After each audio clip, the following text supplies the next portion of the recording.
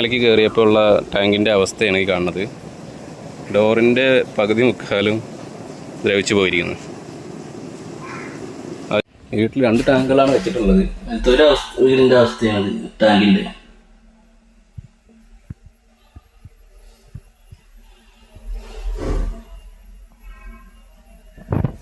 ഇവിടെ ഒരു ഉമ്മ മാത്രമേ ഉള്ളത് കൊണ്ട് ഇവിടെ കയറിയിട്ട് ഇത് ക്ലീൻ ചെയ്യാനോ മറ്റു കാര്യങ്ങൾക്കോ പറ്റിയിട്ടില്ല. മക്കളൊക്കെ ഓരോ സ്ഥലങ്ങളിലാണ്.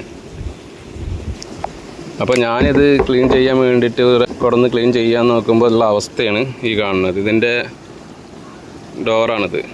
ഈ ടാങ്കിൻ്റെ 2 ടാങ്കാണ് ഇവിടെ വെച്ചിട്ടുള്ളത്. ഒരു ടാങ്ക് ഇതിൻ്റെ ഡോറും ഇതായിരിക്കുന്നതാണ്. ഇങ്ങനെ ഈ ലെവലാണ് ഉള്ളത്. ഇതിലത്തെ ഇപ്പോഴത്തെ അവസ്ഥ എന്താണെന്ന് വെച്ചാൽ, ഇതിൽ നിന്ന് കാണുന്നുണ്ടോയെന്ന് അറിയില്ല. ഇവിടെ ഭയങ്കര വെയിലാണ്. എനിക്കിന്ന് ശരിക്കും വീഡിയോ എടുക്കുമ്പോൾ കാണാനില്ല. എങ്കിലും അതായത് പ്രാവിൻ്റെ കാക്കയുടെയൊക്കെ തുകലാണ് തോന്നുന്നുണ്ട്.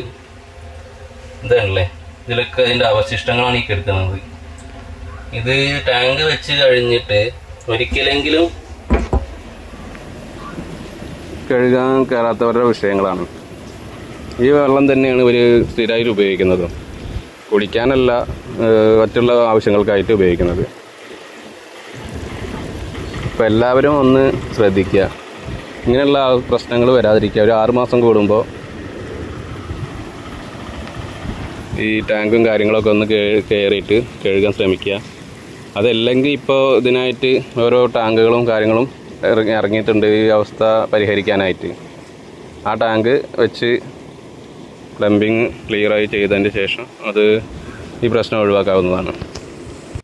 ഈ ടാങ്ക് നല്ലവണ്ണം കഴുകിയതിന് ശേഷം ബാത്റൂമുകളിലുള്ള ടാപ്പൊക്കെ ഒന്ന് ക്ലിയറാക്കി അതിൻ്റെ ഉള്ളിലുള്ള ചളിയും കാര്യങ്ങളൊക്കെ ഒന്ന് കഴുകി വൃത്തിയാക്കി ഇതിന് ശേഷം പഴയ പോലെ തന്നെ ഫിറ്റ് ചെയ്ത് കൊടുത്തിട്ട് വേണം.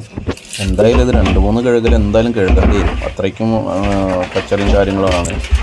പൂപ്പലും പായലൊക്കെ പിടിച്ച് കിടക്കുകയാണിത്. ഇതൊക്കെ നന്നായിട്ട് 2 പ്രാവശ്യമെങ്കിലും കഴുകേണ്ടി വരും.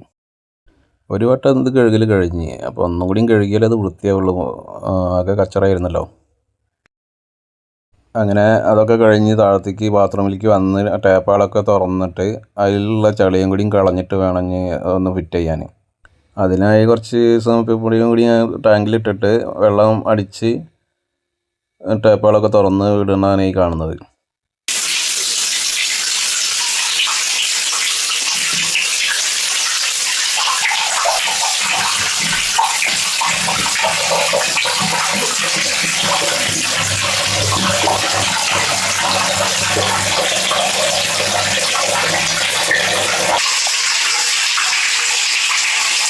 അങ്ങനെ എല്ലാം ക്ലീൻ ചെയ്ത് ടാങ്കിന് ടോപ്പും വെച്ച് ഞങ്ങൾ അവിടുന്ന് യാത്രയായി. ഈ വീഡിയോ ഇഷ്ടമായാൽ ലൈക്ക് ചെയ്യുക, ഷെയർ ചെയ്യുക, കമൻറ്റ് ചെയ്യുക.